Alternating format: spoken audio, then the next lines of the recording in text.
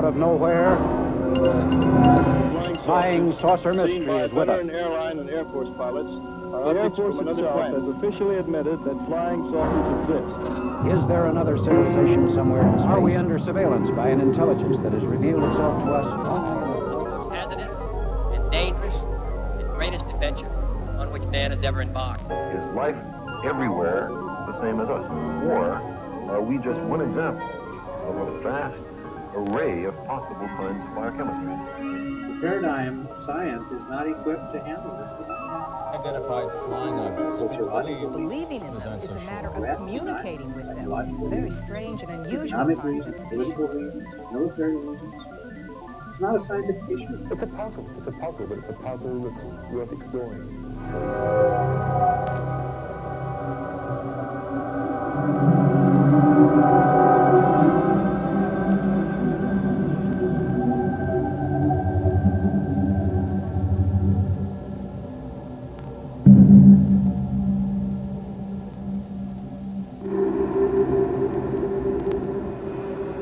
Our Earth has been observed by alien civilizations for at least the past 50 years.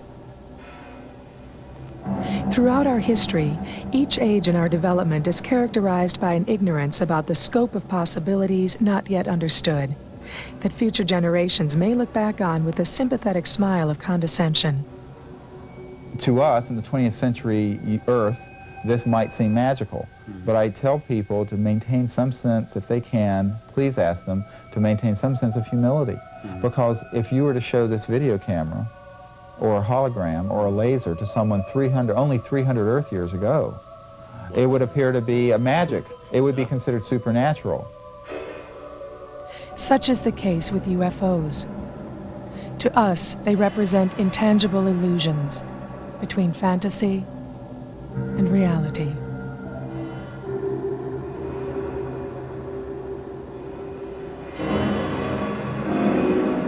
"400 years ago, the Earth was believed to be the physical center of the universe.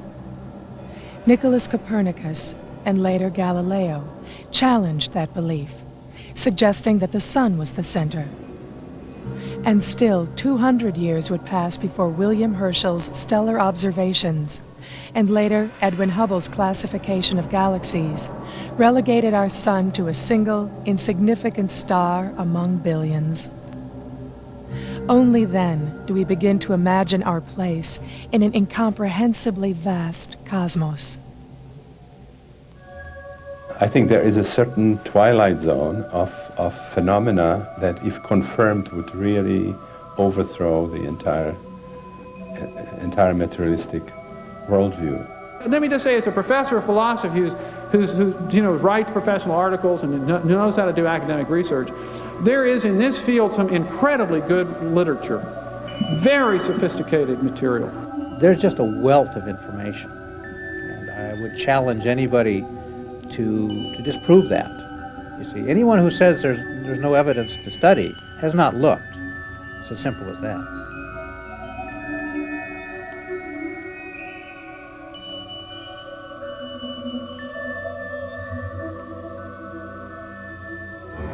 The possibility of a purely psychological explanation is ruled out.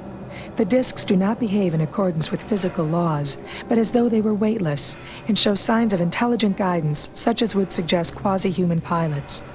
The officials in possession of authoritative information should not hesitate to enlighten the public as speedily and thoroughly as possible. Dr. Carl Gustav Jung, 1954. It's just more than UFO crashes and alien bodies. I mean, there's a whole science here. And to quote Dr. Hynek, he said, the UFOs, whatever they represent a science of the 21st century. Right now, we don't have the technology or the know-how to explain what they are and how they do it. Crop circle formations continue to appear on several continents.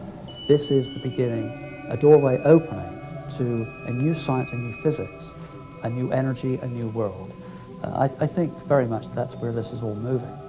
Thousands of credible sightings continue to persist.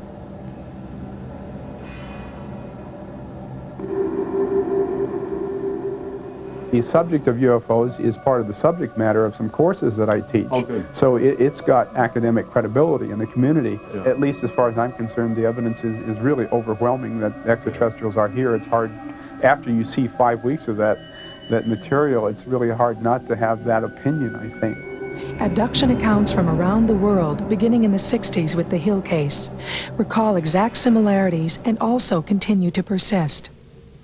You know, the problem here is in a way, it's the messenger. Here I am, a historian at Temple University. Here, Bud's an artist, Bud Hopkins, and there's Mike Swords, who's at Western Michigan University, and various people saying these things that this might be happening. Is, well, the fact that we are saying it automatically means it can't be happening, because the message is far too big for the messenger. If this were truly happening, we would not be the messengers. The President of the United States, or Secretary General of the United Nations, they would be the messengers, and that would mean it wouldn't be happening. So no matter how much we say it, and no matter how much abductees say it, that automatically means it can't be happening. The UFO phenomenon has been a part of our lives for the past 50 years. With it comes the possibility that we may finally discover who we are and what we humans might accomplish in a vast cosmos, endowed with intelligence.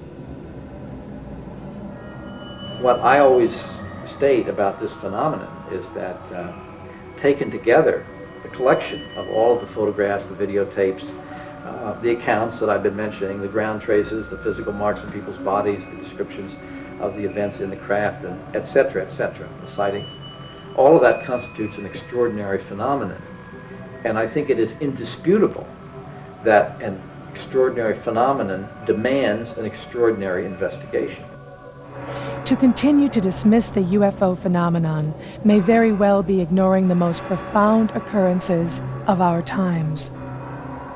In our struggle to achieve technological dominance of the physical world, we have endangered not only ourselves, but countless other living forms. And in the process, we seem to have lost a profound sense of our place in the cosmos. The paradigm of science is not equipped to handle this phenomenon. Sociological reasons, threat, denial, psychological reasons, economic reasons, political reasons, military reasons. It's not a scientific issue. So there's a lot that scientific method, as we know, can do to study this phenomenon. But what it cannot do is try to explain the meaning of it or the purpose of it. This must be left to another type of reflection. For the last few years, it's been thinking a lot more about what's happening on this planet and seeing that the evolution of human consciousness has reached a crisis point, which goes along with the time when we have the potential to step out and start exploring the stars. That's the challenge where we're really facing at the moment. We've become masters of the material world, and technology is really, technology is tools, and we've got the most incredible tools now to do almost anything we want in the material world, including stepping off this planet into space. But I think what we've got to become is equal masters of our minds. And that's the next frontier, is inner space. We've got to stop being victims of our fears and all the stuff that's inside us. We've got to actually become masters of ourselves, move beyond this egocentric phase, so that we can then become the true masters of our technology and use that with wisdom for the good of ourselves, the good of the planet, the good of the cosmos.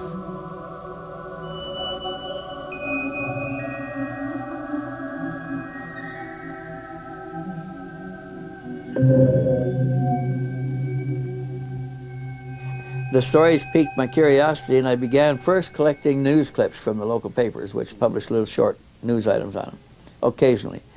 And then I started looking for pictures, and I clipped a few of them out of newspapers and magazines until I ran into somebody that had an actual print. And I went to a lot of trouble negotiating with him to get a copy of that. But once I had one original print, it was easy enough to trade that to the next man and in return for his. And then I had 2 to trade, and then 4 to trade, and the collection grew rapidly when I had something somebody else wanted. And I just kept trading the same pictures over and over to others who had different pictures, and eventually everything that was out there came my direction, and I put it in the file. So at the present time, I think there's over 4,000 pictures in the files, and they're all different pictures, but it's purged, pretty well purged. I don't have any in there that I know are fakes or have strong reason to believe are fakes. Colonel Stevens began his career in the Air Force as a young fighter pilot during World War II in the Pacific. An expert in the field of aircraft technology, after the war he was stationed with the Foreign Technology Division of the Air Technical Intelligence Center at Wright Field. During his 24-year career, Colonel Stevens played a role in the negotiations which led to the Japanese surrender and served as a consultant to the Bolivian Air Force in its structural formation. Retired from service in 1963, Wendell Stevens has since earned an international reputation as one of the world's foremost UFO investigators, having published well over 20 books on the subject. His interest in the phenomenon was established in 1947 when he was transferred to Alaska and placed in charge of B-29 crews flying missions over the Arctic. When I got to Alaska, I found that my additional duty, I was assigned there as an assistant base operations officer, completely out of my specialty. My specialty was technical engineering. As an assistant base operations officer, and my additional duty was supervising a team of civilian technicians from Wright Field, where I had just come out of, that were installing special equipment aboard the B-29s that were flying their target profiles are over all the B-29 crews had their targets in Russia, and they carried them home with them. They had them with them all the time so they could get on an airplane in 5 minutes and have the targets with them. They were required to fly a profile mission on their targets over the Arctic in Arctic airspace and their Arctic conditions at least once, and every crew was rotated through Alaska to do this. My team was installing special equipment to look for anomalous aerial phenomena, is what the Russians were calling it. We were calling them flying saucers. We were looking for surges in the electrical system. We installed surge detectors in every system on the B-29. There's 5 or 6 different electrical systems. We installed magnetic detectors in the lines. We installed cameras in positions that didn't have, all the gun positions on the B-29 already had 60mm cameras in them. But we installed other cameras that looked forward and looked aft. We had handheld cameras. We had even 35mm movie cameras and a big 70mm movie camera that could be used. And they also had a Fairchild 8x10 camera that was a big thing like this. It took a picture on an 8-inch by 10-inch negative. So all of that stuff was carried aboard the airplane, and after the operation people briefed the crews, then after the weather people briefed the crews, then the Coast and Geodetic Survey people briefed the crews, then I had to brief the crews on the equipment that my team had put aboard and how to use it and what it was for. And if they got anything when they came back, they were debriefed in the same order, and if they had experienced anything, they'd be turned over to me last, and they'd tell me what they experienced one by one. And while they were doing that, my crews would be downloading the cartridges, cassettes, and film cans, and all of those things we had. And if they had had an experience of any kind that was unique and important, the data would all be boxed in a metal box looked like a little footlocker, about that long and about that wide and about that high. And that was padlocked on a lieutenant's wrist and flown out to Washington every night on a courier. And he had to go to a certain office that had a key to take it off to unlock him and turn him loose. And they kept the box and sent it back on the next courier flight. We had several of those, and this was how the data was transmitted to Washington. We never had no way to read it. We couldn't develop that. We could, but they weren't allowed to develop the film, to read the tapes, to look at the movie camera film. Nothing. But you were hearing stories. Well, we'd hear the stories that resulted from the action that was on the film, but we never got to see any of it. So there were some real interesting stories about seeing objects sitting on the water, submerge and disappear as the B-29 came along. Other times they'd take off and fly away. Once was seen to come to the surface and emerge and fly away. They saw them take off from the ice surface of the ice pack up there, the snowfield. And these are big objects, 100 feet in diameter, that have no ground support equipment. You know, to get a B-29 airborne in the Arctic in the wintertime, it takes a field of equipment around the B-29 as big as the B-29. Well, here were bigger craft sitting on the snow up there with no ground support equipment that take off and fly away at high speed. And that puzzled our senior leaders a good deal, because they wanted to believe that it was a Russian innovation that had come out of the war, that they didn't want to accept the idea that it might be extraterrestrial. In fact, I was almost alone in that idea. Most of the time, I'd tell my boss that I thought they were extraterrestrial beings, and he'd laugh and he'd say, they can't come here from there and go back. Why would they come? Because cosmic distances are too vast. You know, if it's going to take you 50 years to get someplace and 50 years to get home, who's going?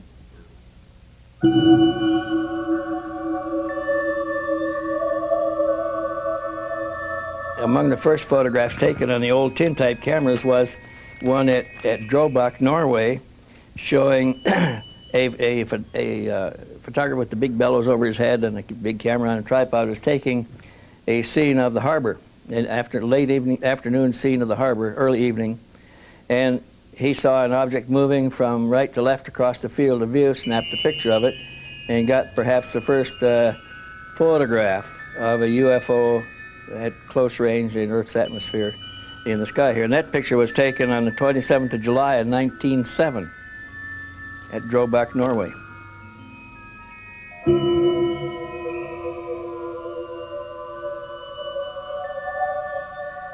The next picture of importance, and probably the second or third picture of UFOs taken, was photographed by Mr. Alfredo Fandricas, a weekly news magazine reporter for the paper in Fatima, in Portugal. And you know, the apparitions began in September, in August, 13th of August, 13th of September, and the 13th of October. In the first apparition, the children saw the sun swooping overhead, and an apparition appeared, and to 3 shepherd children, they reported that to their priest. The priest went with them the next time. The apparition happened, only the 4 people saw it. They got the word that it was going to happen a third time on the 13th of October. Now, all this is predicted in advance. And by the time of the third anticipated apparition on the 13th of October, there were 12,000 people gathered in the fields there. When the object appeared, it was brilliant, came through they saw a spot, it emerged through the underside of the clouds. It was rotating on a vertical axis, began to swoop over the heads of the crowd like this, making low passes back and forth over the crowd. Alfredo Fandricas got 2 pictures with his camera of the object in the sky. We have one of them here. It shows up as a brilliant ball of light below the clouds. It's a tin type, so it's not the sharpest picture of all.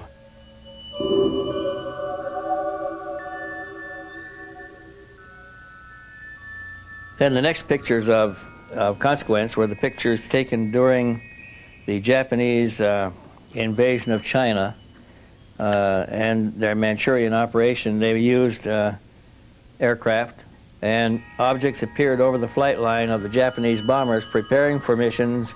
They appeared following the bomber formations in flight. They appeared in the sky above formations. They even passed through formations, much like the Foo Fighters of modern history, modern war history, except they were something else then. And it was during that time, during the Manchurian occupation, that a Chinese or a Japanese general in the occupation forces was walking down the street in Tianjin, China, and his attention was drawn to an object in the sky because the street photographer, one of those with the old bellows camera, had it set up, and people started pointing and shouting and pointing to the object in the sky. Rickshaws stopped, crowds stopped, people pointed. The tin-type cameraman aimed his camera and took one picture of the object coming down the street. The Japanese general went over and bought it and took it back to Japan. And that's the photograph made in 1942 at Tianjin, China, in the middle, full day, daylight. The next one of any serious importance was one that was made over Los Angeles on the 24th, the night of the 24th to 25th of February, 1942. And this was after our war with Japan had started, and we had our cities in blackout at the time. Los Angeles was blacked out every night, San Francisco, San Diego, the whole west coast of the United States. And at early in the morning, like 1:30, 2 o'clock in the morning, disc-shaped objects appeared over the city. And the anti-aircraft batteries turned on the searchlights. The objects passed back and forth through the searchlights, some dozen objects in the sky. They started, anti-aircraft batteries started firing on them, and they fired, golly, they fired 1,430 rounds, anti-aircraft rounds of ammunition. Didn't hit a thing that night. They killed a few people. The falling metal from the anti-aircraft shells killed people, dogs, set houses afire, did a lot of damage, but didn't hurt any, didn't bring down any alien craft.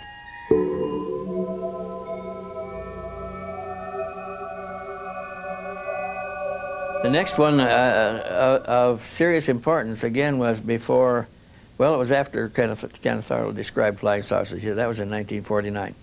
But the next photo event of interest happened on the 17th of March in 1950 at Farmington, New Mexico, when on that day, Mr. Walter Rogel, managing editor of the Farmington Times, published news on the front page of his paper, "Huge saucer armada jolts Farmington." Now what happened on that day, the town's population of about 5,000 people then, looked up and saw spaceships, circular, disc-shaped, metallic disc-shaped craft with domes on the top, passing over their city. They were changing position within the formation like a flock of bees or birds. They did not maintain a regular established formation. It was just a large gaggle of objects that flew over.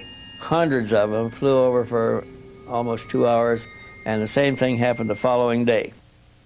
One picture escaped collection by the military people that went there and canvassed the houses. They took all the pictures, took cameras, but somebody had in town, left town after taking the photographs and took one to Durango, Colorado, where he turned it into the Durango paper, and Durango published this one photograph. Shows about 7 or 8 of the objects in the sky, 5 of them in a loose formation at lower level, and 4 or 5 at higher levels beyond it.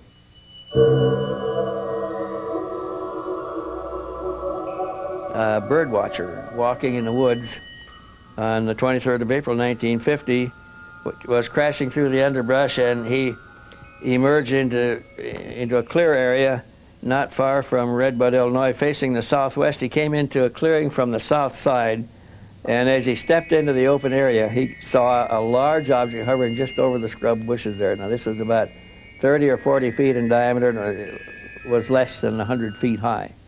It was below the tops of the trees. And as he stepped into the clearing there, it started to move. Slowly at first, and then faster and faster. He had time to open his reflex camera, where you look in the top, and they're hard to sight in because the scene moves the opposite direction once you move the camera. And he got it open and got one picture, and by the time he could roll the film and get set up again, it had moved so far away he was afraid he wouldn't get it. He snapped the picture. He got a little dark spot in the sky, but it was not very definitive. It was just a dark smudge leaving. The first picture was a good, sharp, clear picture. And he turned it over to the local newspaper, and it was published on the paper. And a few days later, he was contacted by a newsboy who was throwing papers that time of day down the road in a rural area. And the newsboy said that he saw the object coming from the direction of the woods, heading down the highway at about 4 times, 5 times the speed of an airplane. And he looked up at it and saw it, and down the road a little ways, he came on a man and his wife working on the roof repairing it, and he said, "Did you see the thing that just went over?" And they said yes, they had watched it also. So there were other observers that corroborated Dean Morgan's story, and they came out in news reports the following day. So that was an interesting sighting because it represented a type seen rather close up and photographed within 100, 150 feet, 200 feet of the camera.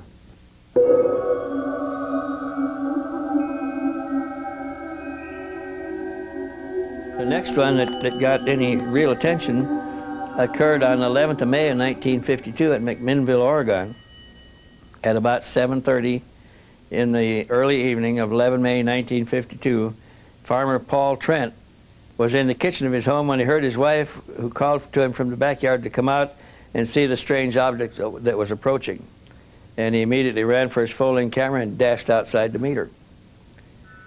There against the low overcast sky, he saw a circular dome disc with a tower on top of the dome, a raised cupola. It was moving fairly slow. He had plenty of time to frame it. He snapped the first picture, and then he had to move to his right to snap the second picture. There was no flame or efflux of any kind visible, no sound. It was completely silent. His wife didn't hear any sounds either. The pictures he took on the 11th of May, and he didn't report them until the 12th of June, when he had his pictures developed and back, and he showed them to a friend, Frank Wortman, who suggested they take him to the newspaper, and they took him to the Richmond, California Independent, where they looked at them, tested them, and published them for the first time. So now that it's 2 months after the pictures were taken before the information got out. But they have become a classic in the lore of UFOlogy, as you guess if you want to call it now. And they've been verified by a number of researchers.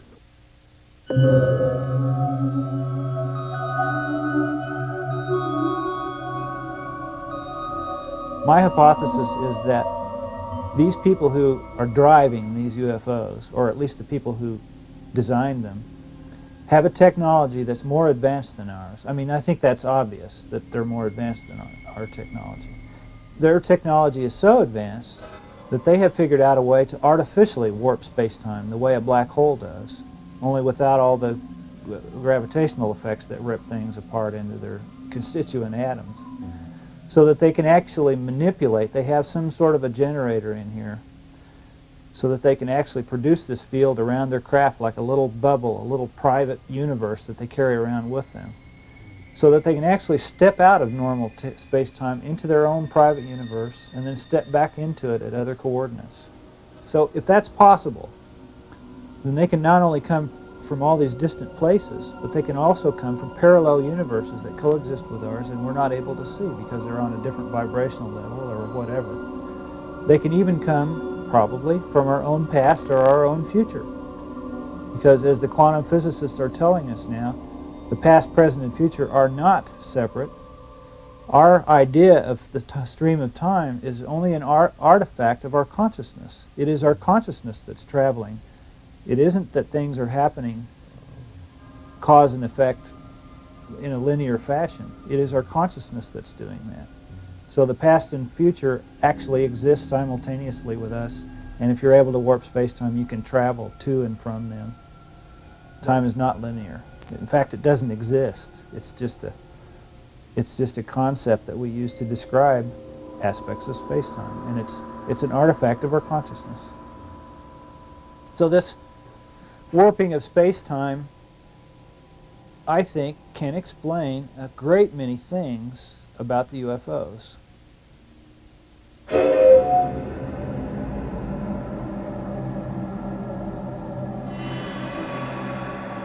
Some remarkable UFO photographs from the early 1950s were taken by George Adamski through his 6-inch telescope near Mount Palomar, California.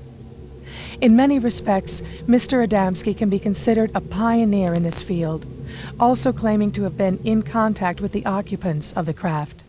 I consider myself extremely fortunate because really from a very young age I had the opportunity to be in an environment where this type of information, this field of UFOs was really in an amazing time. I mean, the news was covering it as much as they possibly could.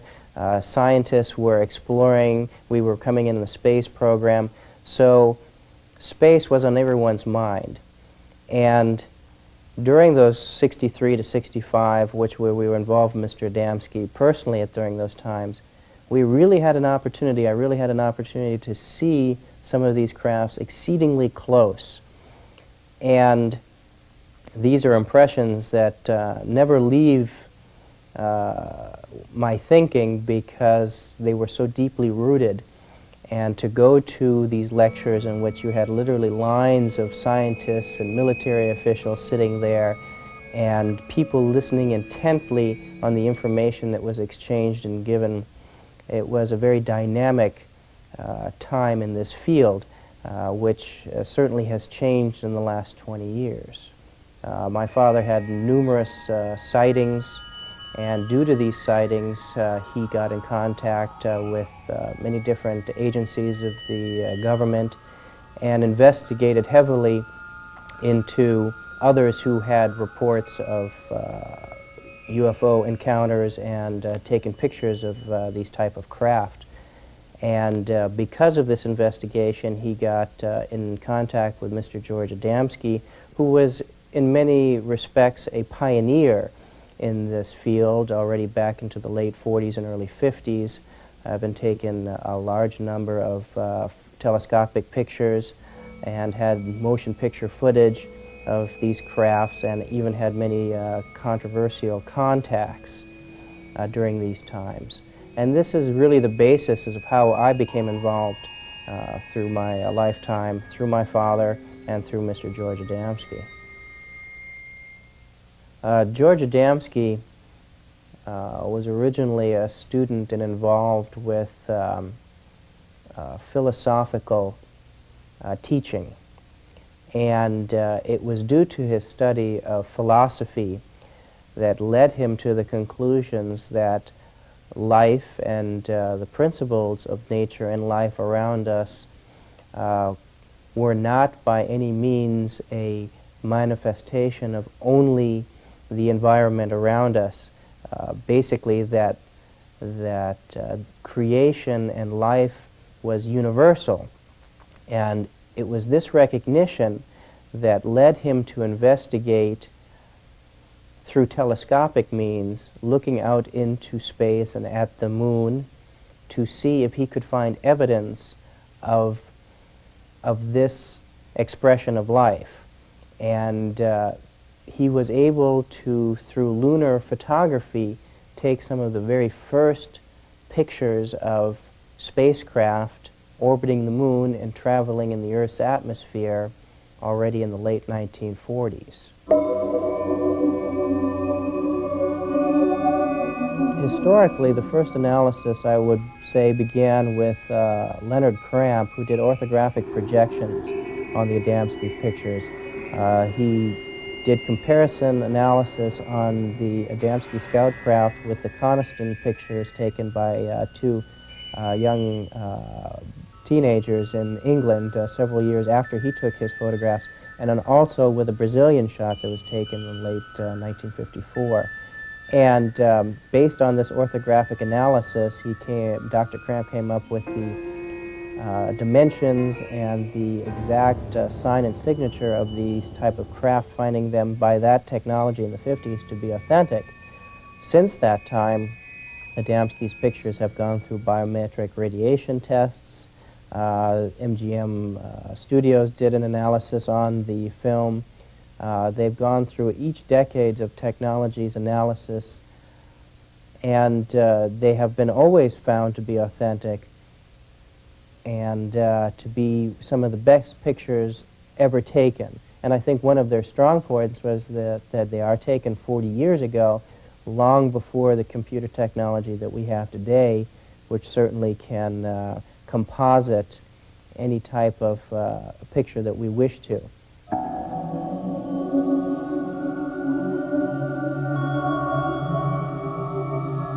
In this particular shot, we have a picture of a cigar-shaped craft with its propulsion system fully operational, so it looks like it's enveloped in a luminescent shield of fluctuating light.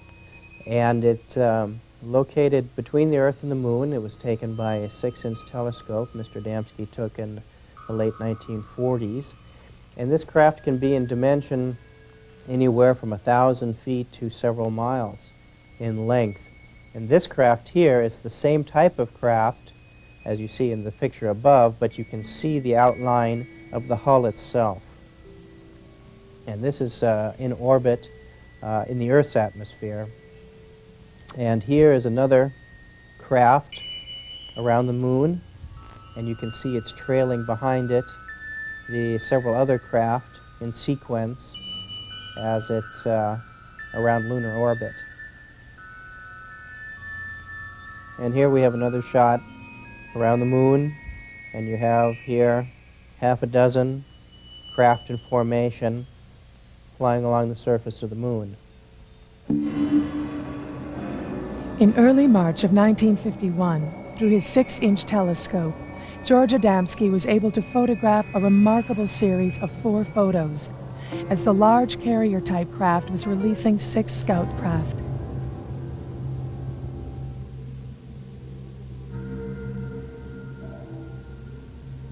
And basically this craft is what we would call a miniature city.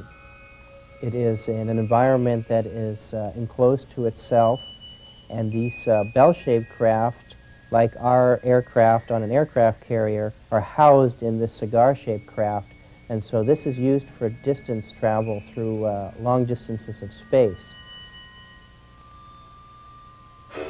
The bright glowing effect of the craft is a result of natural particles in space coming into contact with the resonant field generated by the craft. This effect can also bend the light waves entirely around the craft, causing it to disappear from view.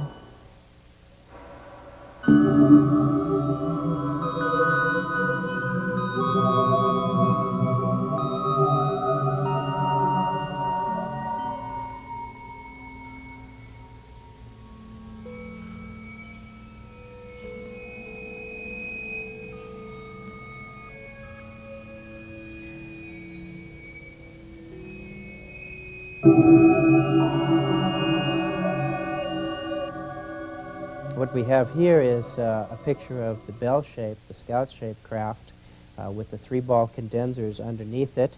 The condensers are a means in which the polarity, the electromagnetic polarity, can be shifted direction, and it's set up triangularly, so by shifting polarity from this angle to this angle, the craft maneuvers in a 3-dimensional field. And around the outside of the cabin area, there are 3 sets of 4 portholes, or 12, and that is common to all the scout crafts that have been photographed anywhere in the world, whether they are Adamski photographs or not. The scout craft never touches the surface of the planet. In other words, when it comes down to land, even when the propulsion system is shut, what you and I would consider off, there's always a trickle charge going through, so it maintains several inches off the surface of the ground. So the 3 balls that you see underneath the saucer portion of it have nothing to do with landing pod, because the craft never rests on the ground. These are part of the propulsion system that help to direct the magnetic field and the magnetic flux underneath the craft. These craft operate on what we would call a pro-gravity field. They do not believe in fighting the principles and the forces of nature, because they are far too strong. What they do is they believe in blending harmoniously in with those forces. And it's very much like you can jump against a ocean current and swim and expand a lot of energy, or you can turn around and let it carry you where it's going. And they follow the currents of electromagnetic energy through space from planet for planet. And this is how they operate. Although George Adamski may be better known for his pictures of extraterrestrial spacecraft, he was far more concerned with letting people know that it wasn't just the existence of these craft that was important, but actually who was behind it and the reasons why these people come to visit us. And I think that is to a great extent lacking today. We hear so many stories of all types of interaction and contacts that are of a fearful or harmful or aggressive nature. And this is exactly contrary to what George Adamski spoke about and what his life work was really concerned with doing, and that was to educate people into the purpose behind these contacts and the reasons that they came to talk to us and the benefits that we as a civilization can derive from interactions with these extraterrestrials. Well, I think I've always been interested in the possibility of extraterrestrials, and I think through my own work with meditation, spiritual investigations, I've come to the conclusion that one thing that all creatures in the universe share is consciousness. All beings, all living beings. We may be different, totally different biologically, I mean, but ants, amoebas, whatever. One thing we all share is that we are conscious creatures. The nature of our consciousness, what happens in our consciousness, may vary enormously, but that seems the common ground, the common bond between us and any other species there may be elsewhere in the universe. And I just, for the last few years, just been thinking a lot more about what's happening on this planet and seeing that the evolution of human consciousness has reached a crisis point, which goes along with the time when we have the potential to step out and start exploring the stars. And it seems to me that any species which gets this far has to take some sort of cosmic intelligence test, which says, are you really intelligent? Are you really wise enough to be able to use your technology for the good of the cosmos, rather than just for your own ego needs? And that's the test we're facing now. And if we fail that test, then I think we will wipe ourselves out or put ourselves back to the Stone Age or something like that. Conversely, if we get through this time and develop the capacity to begin to travel, whether it's materially or psychically, across space, we will have proven that we can move beyond this egocentric phase of consciousness. We will be, to all intents and purposes, saints, wise beings, whatever you want to call it. So conversely, I feel any species that has developed the ability to be in contact with us here, again, either physically, psychically, whatever, must have gone through that itself. It must have passed its own cosmic intelligence test, which means, as far as we are concerned, they must be the level of consciousness of angels or whatever. I think all the stuff about extraterrestrials being malevolent beings, they're coming here to zap us with ray guns, all that stuff is just a projection of our own fears, of our own ego, of our own warlike nature, which we've got to transcend. Any extraterrestrials must have transcended that, or they'd have wiped themselves out. So it seems to me that if we're going to consciously approach them, we need to do so on the level of consciousness, like we would approach some guru or angel or very wise spiritual beings. That's what I think they are, is wise spiritual beings relative to us.